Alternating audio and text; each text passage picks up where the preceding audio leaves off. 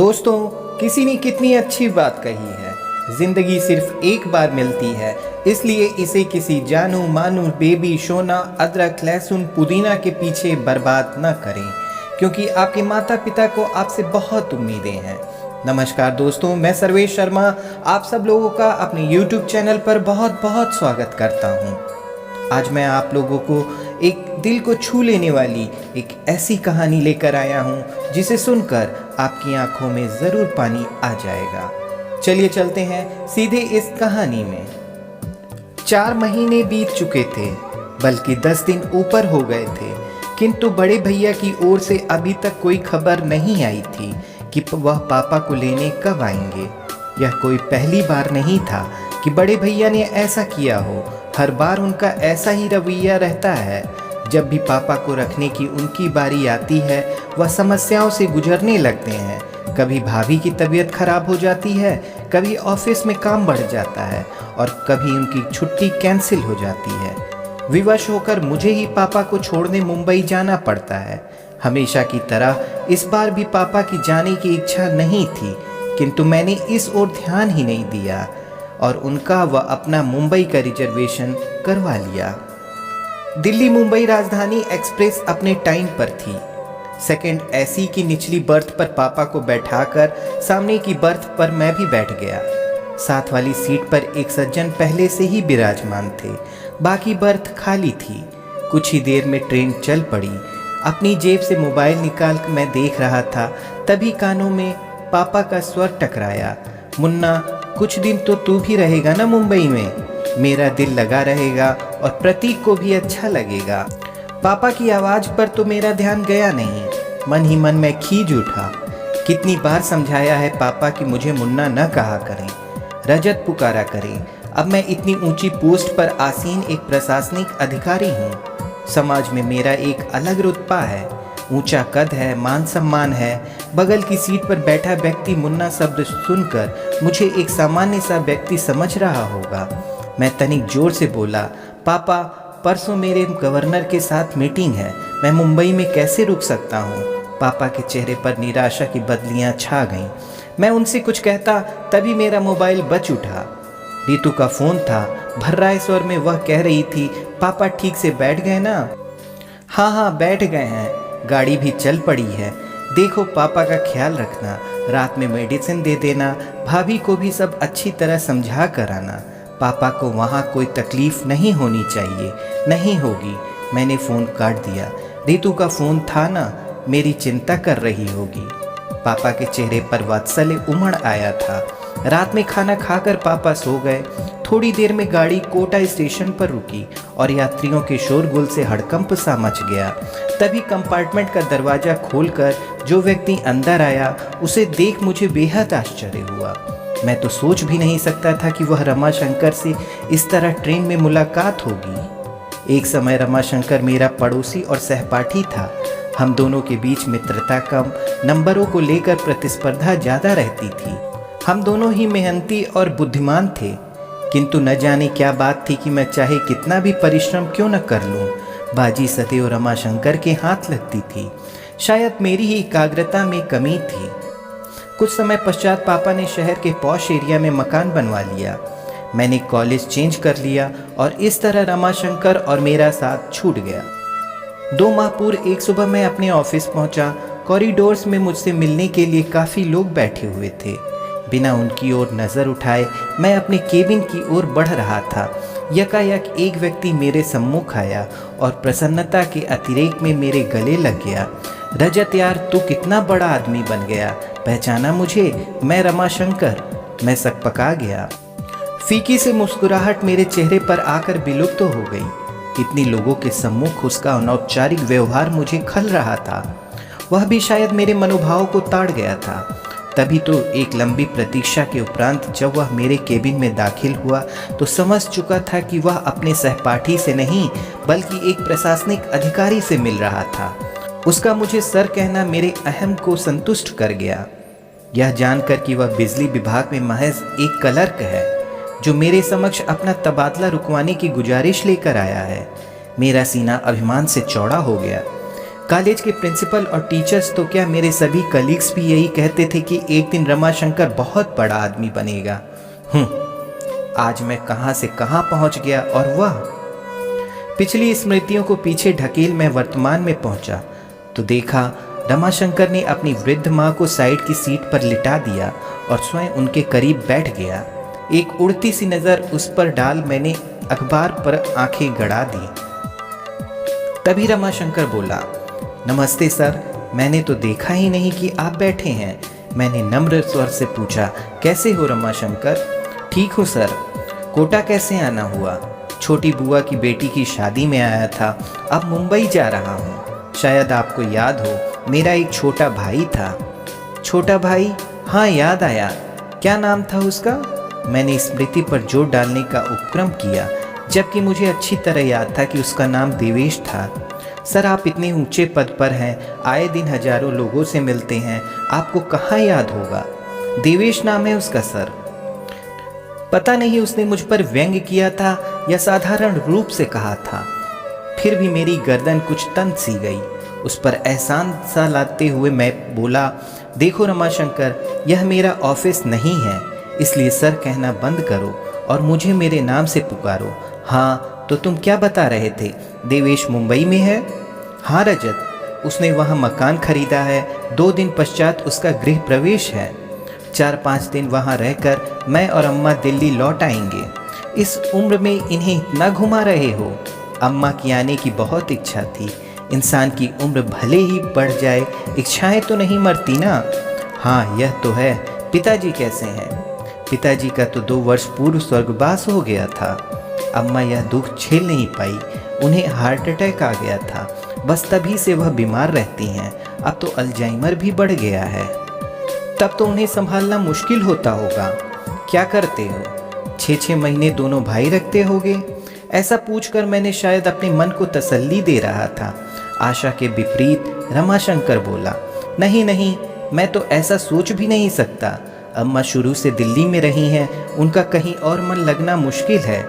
मैं नहीं चाहता इस उम्र में उनकी स्थिति पेंडुलम जैसी हो जाए, कभी इधर तो कभी उधर। कितनी पीड़ा होगी उन्हें यह देखकर कि पिताजी के जाते ही उनका कोई घर ही नहीं रहा, वह हम पर बोझ है। मैं मुस्कुराया। रमाशंकर, इंसान को थोड़ा व्यवहारिक भी होना चाहिए। जीवन में सिर्फ भावुकता से काम नहीं चलता है। अक्सर इंसान दायित्व उठाते उठाते थक जाता है और तब ये विचार मन को उद्वेलित करने लगते हैं कि अकेले हम ही क्यों माँ बाप की सेवा करें, दूसरा क्यों न करे। पता नहीं रजत, मैं जरा पुराने विचारों का इंसान हूँ। मेरा तो यह मानना है कि हर इंसान की करनी उसके साथ है। कोई भी काम मुश्किल तभी लगता है जब उसे बोझ समझकर किया जाए। माँ बाप क्या कभी अपने बच्चों को बोझ समझते हैं? आधे अधूरे कर्तव्यों में कभी आस्था नहीं होती रजत, मात्र औपचारिकता होती है।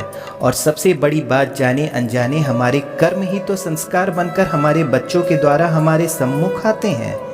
समय रहते यह छोटी सी बात इंसान को समझ में आ जाए तो उसका बुढ़ापा भी संवर जाए। मुझे ऐसा लगा मानो रमाशंकर ने मेरे मुख पर तमाचा जड़ दिया हो। मैं निशब्द मौन सोने का उपक्रम करने लगा, किंतु नींद मेरी आंखों से अब कोसों दूर हो चुकी थी। रमाशंकर की बातें मेरे दिलो दिमाग में हथौड़े बरसा रही थी। इतने वर्ष से संचित किया हुआ अभिमान पल भर में चूर चूर हो गया था। प्रशासनिक परीक्षा की तैयारी के लिए इतनी मोटी मोटी किताबें पढ़ता रहा, किंतु पापा के मन की संवेदनाओं को, उनके हृदय की पीड़ा को नहीं पढ़ सका। क्या इतना बड़ा मुकाम मैंने सिर्फ अपनी मेहनत के बल पर पाया है? नहीं, इसके पीछे पापा मम्मी की वर्षों की तपस्या निहित है। आखिर उन्होंने ही तो मेरी आंखों को सपने देखने सिखाए, जीवन में कुछ कर दिखाने की प्रेरणा दी। रात्रि में मैं जब देर तक पढ़ता था तो पापा भी मेरे साथ जगते थे कि कहीं मुझे नींद ना आ जाए। मेरे इस लक्ष्य को हासिल करने पे पापा हर कदम पर मेरे साथ रहे, और आज जब पापा को मेरे साथ की ज़रूरत है तो मैं व्यवहारिकता का सहारा ले रहा हूँ। 2 वर्ष पूर्व की स्मृति मन पर दस्तक दे रही थी। सीवियर हार्ट अटैक आने के बाद मम्मी बीमार रहने लगी थी। एक शाम ऑफिस से लौटकर मैं पापा मम्मी के बेडरूम में जा रहा था, तभी अंदर से आती हुई आवाज़ से मेरे पांव ठिठक गए। मम्मी पापा से कह रही थी, इस दुनिया में जो आया है वह जाएगा भी, कोई पहले तो कोई बाद में। इतने इंटेलेक्चुअल होते हुए भी आप इस सच्चाई से मुंह क्यों मोड़ना चाह रहे हैं? मैं क्या करूं पूजा, तुम्हारे बिना अपने अस्तित्व की कल्पना भी मेरे लिए कठिन है। कभी सोचा है तुमने कि तुम्हारे बाद मेरा क्या होगा? पापा का कंठ अवरुद्ध हो गया था, किंतु मम्मी तनिक भी विचलित नहीं हुई और शांत स्वर में बोली थी, आपकी तरफ से तो मैं पूरी तरह से निश्चिंत हूँ। रजत और ऋतु आपका बहुत ख्याल रखेंगे। यह एक माँ के अंतर्मन की आवाज़ है, उसका विश्वास है जो कभी गलत नहीं हो सकता। इस घटना के 5 दिन बाद ही मम्मी चली गई थी। कितने टूट गए थे पापा, बिल्कुल अकेले पड़ गए थे। उनके अकेलेपन की पीड़ा को मुझसे अधिक मेरी पत्नी ऋतु ने समझा। यूँ भी वह पापा के दोस्त की बेटी थी और बचपन से पापा से दिल से जुड़ी हुई थी। उसने कभी नहीं चाहा पापा को अपने से दूर करना, किंतु मेरा मानना था कि कोरी भावुकता में लिए गए फैसले अक्सर गलत साबित होते हैं। इंसान को प्रैक्टिकल अप्रोच से काम लेना चाहिए।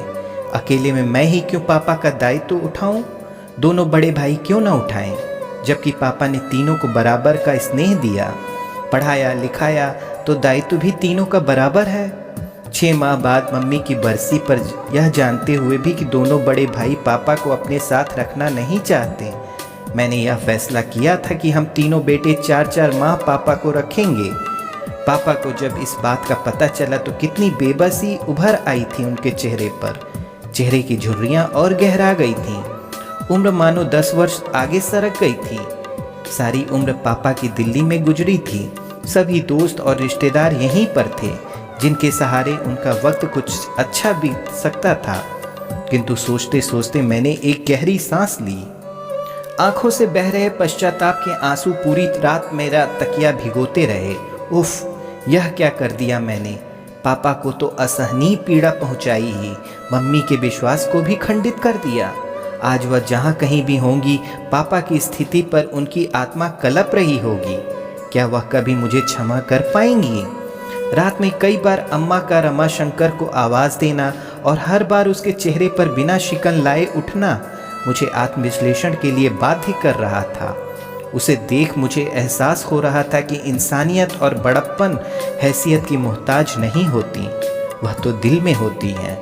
अचानक मुझे एहसास हुआ मेरे और रमाशंकर के बीच आज भी प्रतिस्पर्धा जारी है। इंसानियत की प्रतिस्पर्धा, जिसमें आज भी वह मुझसे बाजी मार ले गया था। पद भले ही मेरा बड़ा था, किंतु रमाशंकर का कद मुझसे बहुत ऊंचा था। गाड़ी मुंबई सेंट्रल पर रुकी। मैं तो रमाशंकर के करीब पहुंचा। उसके दोनों हाथ थाम मैं भावुक स्वर में बोला, रमाशंकर मेरे दोस्त, चलता हूँ। यह सफ़र सारी ज़िंदगी मुझे याद रहेगा। कहने के साथ ही मैंने उसे गले लगा लिया। आश्चर्य मिश्रित खुशी से वह मुझे देख रहा था। मैं बोला, वादा करो अपनी फैमिली को लेकर मेरे घर अवश्य आओगे। आऊँगा क्यों नहीं, आखिर इतने वर्षों बाद मुझे मेरा दोस्त मिला है। खुशी से उसकी आवाज़ कांप रही थी। अटैची उठाए पापा के साथ मैं नीचे उतर गया। स्टेशन के बाहर मैंने टैक्सी पकड़ी और ड्राइवर से एयरपोर्ट पर चलने को कहा। पापा हैरत से बोले, एयरपोर्ट पर क्यों? भावुक होकर मैं पापा के गले लग गया और रुधे कंठ से बोला, पापा मुझे माफ़ कर दीजिए, हम वापस दिल्ली जा रहे हैं। अब आप हमेशा वहीं अपने घर में रहेंगे। पापा की आंखें नम हो उठीं और चेहरा खुशी से खिल उठा। जुग जुग जियो मेरे बच्चे, वह बुदबुदाए। कुछ पल के लिए उन्होंने अपनी आंखें बंद कर ली, फिर चेहरा उठाकर आकाश की ओर देखा। मुझे ऐसा लगा मानो वह मम्मी से कह रहे हों, देर से ही सही, तुम्हारा विश्वास सही निकला। आप किस राह पर हैं, रजत या रमाशंकर? बहुत बहुत शुक्रिया दोस्तों। अगर आपके पास कोई सुझाव हो तो हमें कमेंट करके ज़रूर बताएं, और अगर आपके पास कोई प्रेरक कहानी हो या अगर कोई ज्ञानवर्धक लेख हो आप चाहते हो बहुत सारे लोगों तक पहुंचाना, तो हमें ज़रूर बताएं। और अभी तक हमारे चैनल को सब्सक्राइब नहीं किया है तो जल्दी से कर लें और बेल आइकन को दबाना भी न भूलें, जिससे हमारे नए आने वाली वीडियोस के नोटिफिकेशन आपको मिलते रहें। फिर मिलेंगे एक नई कहानी के साथ। तब तक के लिए नमस्कार, आदाब, सत श्री अकाल।